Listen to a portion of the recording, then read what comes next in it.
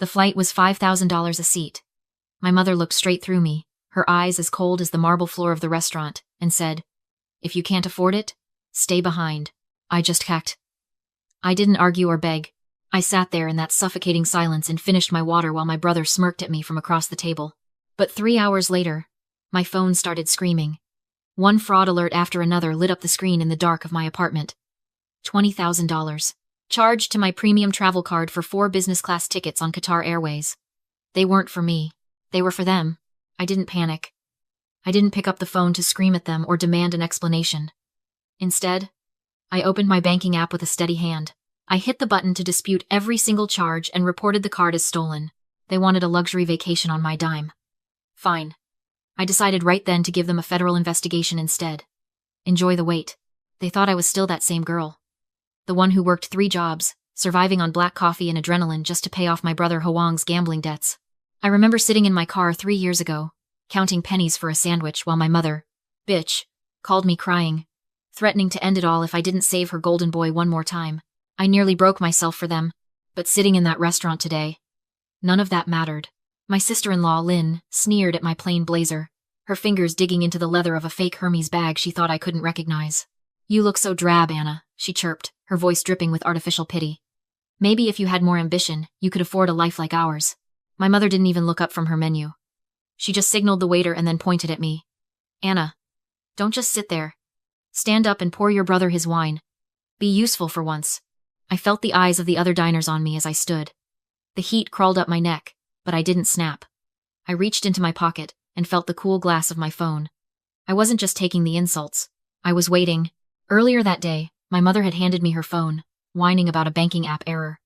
It took me exactly 60 seconds to install a remote access app, disguised as a harmless health tracker. I had a front row seat to her digital life now. They thought they were the predators and I was the prey. But they forgot one thing. I don't just move boxes for a living. I manage the flow of everything. And right now, the only thing flowing was their doom. "There you go, Hoang," I said, pouring the wine with a steady hand. "Enjoy it. It's a very expensive vintage." He didn't even thank me. He just smirked, thinking he'd won. He had no idea I was decounting the seconds until his world turned black. They broke me, Motlun. But today, I'm the one holding the hammer. Back at my apartment, the silence was heavy, but my mind was a calculated storm. I didn't need to hack into anything. I sat on my sofa, opened my laptop, and activated the remote mirror. One click, and my mother's phone screen appeared on mine. I watched in real time as she navigated a hidden banking portal. She wasn't just checking her balance, she was moving money. But the documents she had scanned made my blood run cold. There it was, my social security number, my birth certificate, my entire identity, laid out like a buffet for them to feast on. I remembered the family safe in their basement. My father used to stumble down there after a few too many whiskeys to check his treasures. I'd watched him through the cracked door a dozen times. He always used the same code. 1205. May 12th. Hoang's birthday. It hit me then. They hadn't just used my card for a vacation. They had used the documents in that safe to forge my signature on a home equity line of credit. They'd borrowed $150,000 against the family house, using my name as the guarantor. And because Hoang had bled the accounts dry, the bank was weeks away from a sheriff's sale. I didn't cry. I just picked up the phone and called Michael, the most ruthless debt acquisition attorney in Chicago. "Michael, it's Anna," I said, my voice as steady as a surgeon's. "I have a distressed property for you. I don't want you to save it. I want you to help me buy the debt. All of it. My parents thought they were using me to save their roof. They didn't realize they were handing me the deed to their lives. I wasn't going to be the failure sitting at naught anymore. I was becoming the landlord." 3 days later, my family was in the Qatar Airways VIP lounge, clinking crystal flutes of luxury champagne. I knew this because I was watching them through my mother's own phone camera. They were laughing, mocking me in a group chat they thought I couldn't see. Lynn posted a selfie with the caption, "Finally away from the dead weight," while Hoang bragged about the investment he'd secured. They felt untouchable, buffered by the plush velvet of the elite world. But I wasn't just sitting at home fuming. I was standing in Terminal 5 of O'Hare International Airport, speaking to 2 stone-faced officers from the Port Authority. I didn't tell them about a credit card dispute that's a civil matter, and they moved too slow. I told them my identity had been compromised. I told them my passport had been stolen and was currently being used by a woman attempting to flee the country after committing massive mortgage fraud. That's a federal offense. I watched from behind the frosted glass of the terminal entrance as the officers entered the lounge. The music didn't stop, but the air in the room died. I saw the moment the blood drained from Hoang's face, as the lead officer placed a hand on his shoulder. My mother started shrieking, waving her boarding pass like a shield, but the officers didn't care about her status. They were escorted out through the main terminal, right past the long lines of regular travelers they had sneered at only an hour before. I stood by the velvet rope as Hot were led past in handcuffs. My mother's eyes found mine. She looked like a trapped animal, her expensive fur coat sliding off her shoulders. I reached out and calmly plucked my passport from her shaking hand. "I told you to stay behind, Mom," I said, my voice barely a whisper but cutting through her hysterics like a blade. "My name. My money. Your consequences." I watched the squad car doors slam shut. The wealthy Washington family was officially heading to a very different kind of gated community.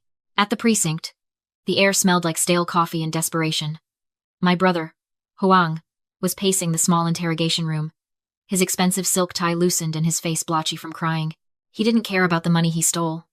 He only cared that he'd been caught. My mother sat in the corner, her gold sequins looking garish under the flickering fluorescent lights. She tried to reach for my hand, her voice cracking. "Anna, please. We're family. You can't let them do this to your brother. He's just ambitious." I didn't argue. I just signaled to the man standing by the door. I had brought a mobile notary with me. I laid a thick blue folder on the table. "Here is the deal. Mom," I said, my voice as cold as a winter morning. "This is a quitclaim deed. You sign this, transferring the house on Maple Avenue to my LLC to cover the $20,000 you stole and the HELOC you forged. In exchange, I'll tell the district attorney this was a family misunderstanding and won't press charges for the identity theft." Bitch scrambled for the pen. She didn't even look at Hoang. She just wanted the handcuffs off. She signed her name with a flourish, thinking she had saved the family, but I wasn't finished. I turned to Hoang and slid a second document toward him. "And for you, big brother, I'm offering a $200,000 seed investment through my firm. The catch? You sign this personal guarantee. If the company doesn't hit its revenue targets by the end of the quarter, I get full access to all your remaining assets, including Mom's pension fund." He looked at the document, his eyes gleaming with that familiar, toxic greed. He thought I was being a good sister again, bailing him out with a soft loan. He didn't even read the default clauses. He grabbed the pen and signed. They thought they'd won. They didn't realize that in 60 seconds, I had legally stripped them of every single thing they had left. 1 week later, the Chicago morning was gray and biting. I drove slowly down Maple Avenue, the engine of my new Porsche 911 Turbo S purring with a deep, expensive growl. I pulled into the driveway of the house I grew up in. My mother and Hoang were sitting on the front porch steps, surrounded by garbage bags and cardboard liquor store boxes. My mother was clutching her Bible, her eyes red and swollen. My father sat on his suitcase, staring at the pavement. I stepped out of the car, my heels clicking sharply. The sound made them Kahai jump. "Anna?" My mother gasped, standing up. "Oh, thank God. The sheriff came at 8 this morning. He changed the locks. We have nowhere to go, baby. Please, you have to Jayup Khan." I didn't answer. I walked past them, up the stairs to the front door. I reached into my purse, pulled out a shiny new brass key, and unlocked the door. My father's mouth fell open. "You have the key? How do you have the key?" "I told you at the party, Dad," I said, stepping into the foyer. "I'm Nemesis LLC. I bought the debt. I own this house now. Every brick, every shingle, and every piece of furniture inside. They followed me inside like ghosts." My mother started crying again. "So we can stay? You bought it for us?" I turned to face them, my expression as flat as a ledger sheet. "No, Mom, I bought this for my portfolio. This is an investment property, and since Hoang's startup hit exactly $0 in revenue this morning, I've triggered the personal guarantee he signed. I've already moved to seize your pension assets to pay back the loan you forged." Hoang looked like he was going to vomit. "You can't do that. That's Mom's life savings." "I can, and I did," I replied. I reached into my briefcase and pulled out a lease agreement. "However, I have a unit available. It's the lower-level suite, fully furnished. It has a kitchenette." "The lower level?"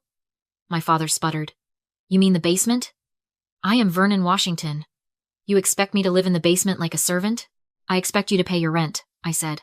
$2,000 a month, plus utilities, and you'll be responsible for the landscaping. If the rent is 1 day late, the eviction process starts again, and I won't be the one waiting in the driveway next time. It'll be the sheriff." I flipped to the last page. And there's a strict no-guest policy. Specifically, anyone with a criminal record or pending felony charges is barred. That means Hoang is never setting foot on this property again. My mother let out a strangled wail. But he's your brother. He has nowhere to go. He should have thought about that before he traded Dad's heart medication for a handbag, I said. I laid the pen on the counter. Sign it or leave. I have contractors coming in an hour to rip out the master suite carpet. I'm turning it into my home office. My father looked at the pen, then at the basement door, then at my Porsche in the driveway. He realized the king was dead. He picked up the pen and signed. I walked out, locked the front door behind me, and didn't look back. I had the deed. I had the power. And for the first time in my life, I had the last word. The legal dust has finally settled. The silence in this house is the loudest thing I've ever heard. The judge didn't just look at the facts. He looked at the betrayal. My brother, Hoang, was sentenced to 5 years in state prison for wire fraud and reckless endangerment, with no eligibility for parole for at least 3. The court also ordered a restitution of $142,000, a debt that say follow him like a shadow for the rest of his life. As for my mother, Beach, the community she spent 40 years trying to impress has officially closed its doors. The ladies at her church now cross the street when they see her. She didn't just lose her house. She lost her mask. And in her world, that's a fate worse than death. 2 months ago, a letter arrived for me. It was from the correctional facility. My mother told me she was still my mother. She said she did it all for the unity of the family. She even tried to guilt trip me, saying her basement apartment was too cold for her bones. I didn't get angry. I didn't feel that old familiar heat in my chest. I just felt nothing. I didn't reply. I didn't even finish reading it. I walked over to the shredder, watched the paper turn into gray confetti, and went back to my coffee. Indifference is the ultimate closing of a door. My life looks different now. My chosen family consists of people who don't share my DNA, but who would never dream of sharing my passwords. My mentor, Mr. Sterling, and my friends at the firm treat me with a respect I never had to buy. This morning, I sat in my new master suite, the one that used to be a temple to my parents' ego, and realized that for the first time in 29 years, my shoulders don't feel heavy. I'm Anna, and I'm finally free.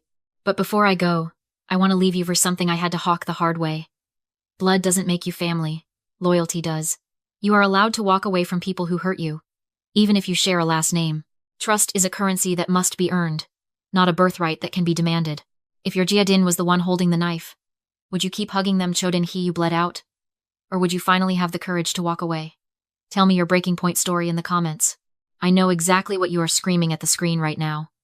You are probably thinking, Anna, why did you wait 3 entire years? Why did you pay off a single cent of that brother's gambling debt? It is easy to judge from the outside, but when it is your own mother crying on the other end of the line, the math changes. You were not just watching a drama. You were watching a masterclass in breaking a generational cycle. Let us look at the why. Why do smart people like Anna stay in toxic loops? It is called the slot machine effect, or intermittent reinforcement. In a healthy family, love is a constant. In a toxic one, love is a jackpot. Most of the time, the machine gives you nothing but insults and drab blazers. But every once in a while, they give you a tiny crumb of validation, a smile, a thank you, or a moment of peace. You keep pulling the lever, hoping for the big win. But the house always wins. Anna was not being weak. She was addicted to the hope that they would finally see her value. She had to realize that the machine was rigged before she could walk away from the casino. Now, let us talk about the how. Because once Anna flipped that switch, she stopped playing checkers and started playing high-stakes poker. There are 3 specific moves she made that you need to carry in your back pocket. First, the audit strategy. Scammers, even those in your own family, thrive on vagueness. They want help, they want a favor, they want family unity. But the moment Anna looked at the forensic details, the home equity line of credit and the forged signatures, the emotional fog cleared. If you suspect someone is using you, stop listening to their words and start auditing their actions. Scammers absolutely hate details. Second, building the case. Did you notice she did not scream at the restaurant? She did not even call them when the $20,000 alert hit her phone. She stayed silent because she was gathering the receipts. In a legal battle, the person who loses their temper usually loses the case. By reporting the passport as stolen rather than just disputing a credit card, she moved the conflict from a family squall to a federal investigation. She escalated professionally, not emotionally. Finally, the strategic buyout. This is the coldest move in the book. She did not just pay off the debt to be nice, she bought the debt to become the landlord. She invested her savings into her own freedom. By forcing them into a basement unit with a strict no-guest policy, she used the law to surgically remove the cancer her brother from the home while keeping her parents under her thumb. The takeaway here is simple but brutal. You cannot negotiate with people who do not value your existence. You can only outmaneuver them. Anna did not win because she was richer. She won because she stopped asking for permission to be respected and started enforcing it with a contract. If you are currently the reliable one in a family of takers, remember this. Your loyalty has a price tag. And if they cannot afford it, they do not get a seat at your table. I want to hear from you. Have you ever had to fire a family member to save your own life? How did you handle the guilt? Drop your breaking point story in the comments below. We are building a community of survivors here. And your story might be the wake-up call someone else needs to hear today. Don't forget to subscribe for more real talk on how to protect your peace and your pocketbook. I am your mentor. And remember, the deed to your life belongs to you.